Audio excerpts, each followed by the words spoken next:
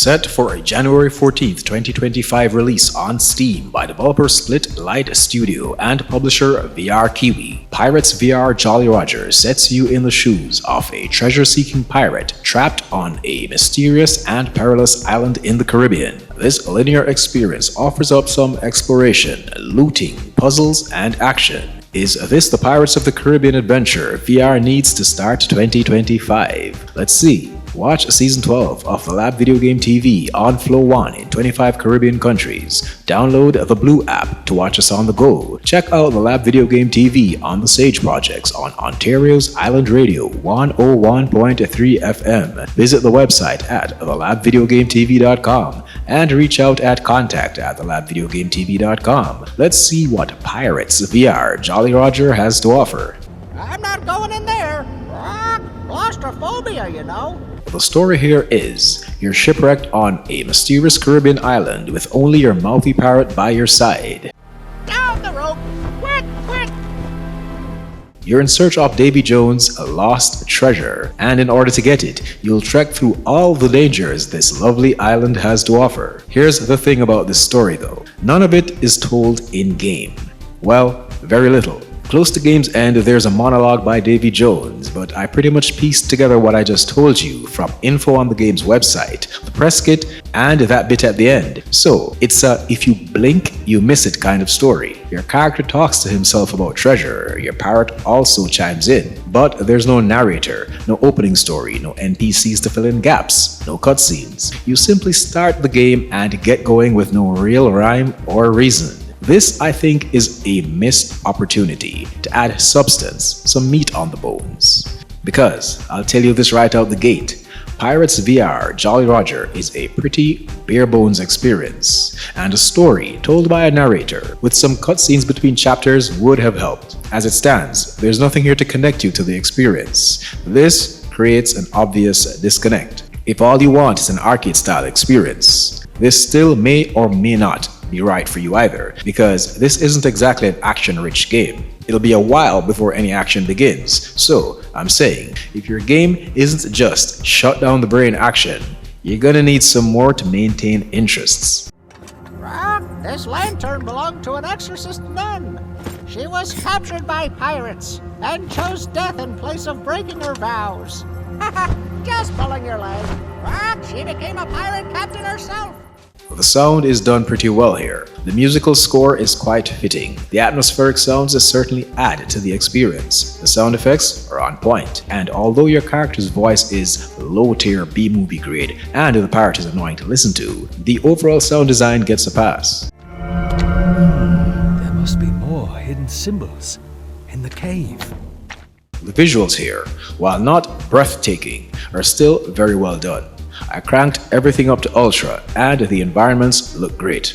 Outdoors are lush with that Caribbean look most expect, and indoors are lit very well. Although Pirates VR Jolly Roger isn't a horror game by any stretch, there is a chapter set in an abandoned prison, and the lighting is done so well here. All the indoor chapters look great, but the prison stood out for its atmospheric lighting alone.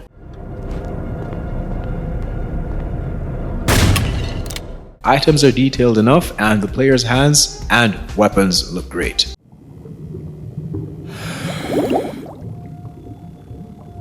Over in gameplay, on startup, we've got general settings, position, graphics, language, and sound. You're presented with what I call a vague tutorial. There are these scrolls that pop up from beginning to end, which tells you how to do what and what's what, but I still found the tutorial a bit vague. Perhaps this is because I wasn't certain where the tutorial ended and the actual game started. I alluded to this earlier, but Pirates VR has a pretty slow start. And before fully grasping the gameplay mechanics, the way the developers intended the game to be played, I felt thrown off into the deep end. At one point, I figured I should follow the parrot, but after a time, the parrot would stay in one place, leaving me to figure out where next to go and what next to do by myself. Ahoy, you filthy pirate! I'm Ringo. Follow me if you want to live.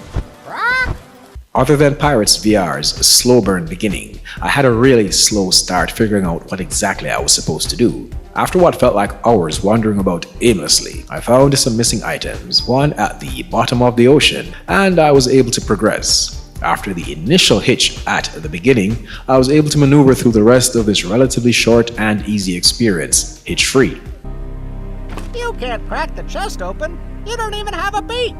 On the subject of length and difficulty, your weapons are a magical kerosene lamp and 2 guns. I picked up an axe and a sword later in game, but the axe broke after 1 kill and I didn't bother to use the sword as a weapon, because after you find the musket, combat gets really easy. Then you get an upgradable musket that fires up to 4 bullets at once.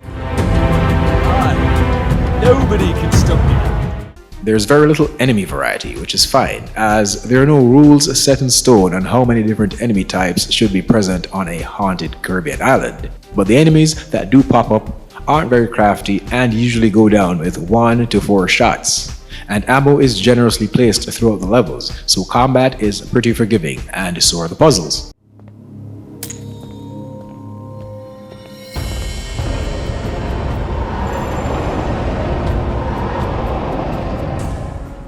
The puzzles here are just the way I like them. Pretty straightforward and easy. None of these puzzles will have you stuck for long. So the most difficult moments are a couple times I had to find and construct a pickaxe. Even the one boss fight was a breeze. Almost dead. Look out! Watch out! The controls are pretty smooth, on land and underwater. There is an odd design choice for sprinting, where you use both thumbsticks at the same time to sprint, but I got used to it soon enough.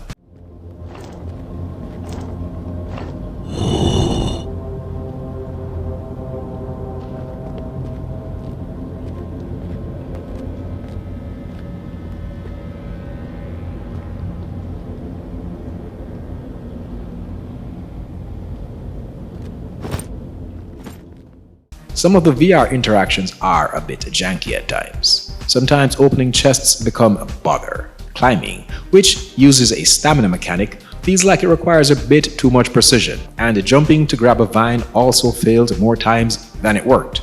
However, and this lends to the, for lack of a better word, half-baked feel of Pirates VR.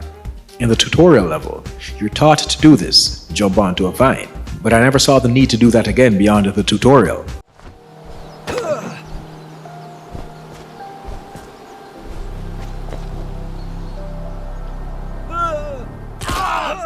They're optional minigames, axe throwing and speed climbing.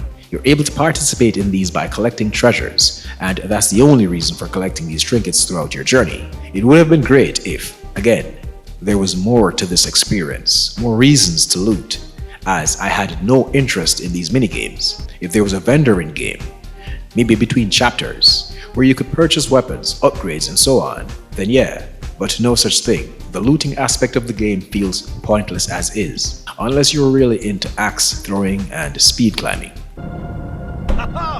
I stumbled onto only a couple glitches. However, there's this one glitch that may be, if not patched by release, game breaking. There are these items called moonflowers. No, I only stumbled on these by chance. At no point in the game are these dealt with in an urgent or relevant manner.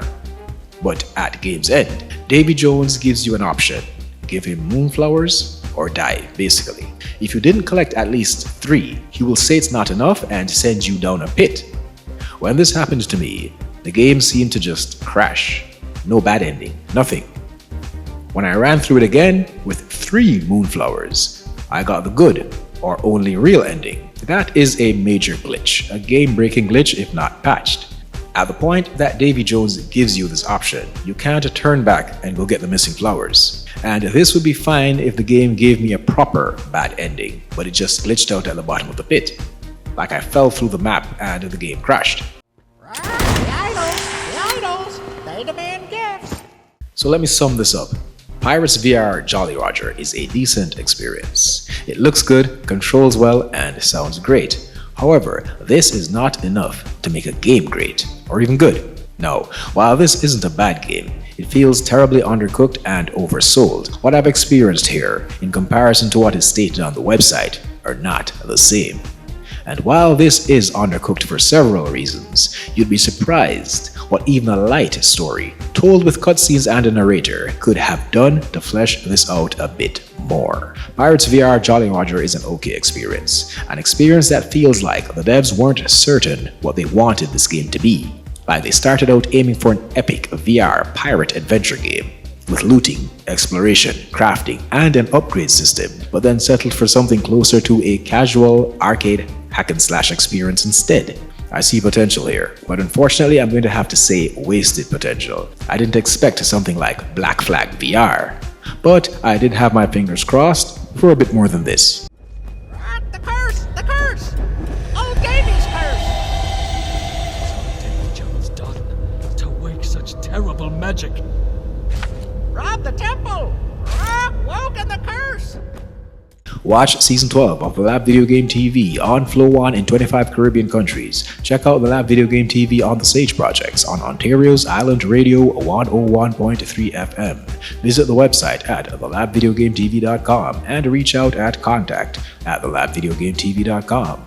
Thank you for watching. If you like my content, feel free to like, share, comment, and subscribe. Hit that notification bell while you're at it. If on the flip side I found a way to piss you off with this one though, then do the right thing. Dislike, unsub, leave a fiery comment voicing your displeasure. Either way, I won't hold it against you. Our game is never over. Wow, you survived the undead! Welcome back, friend. Now you look like a pirate.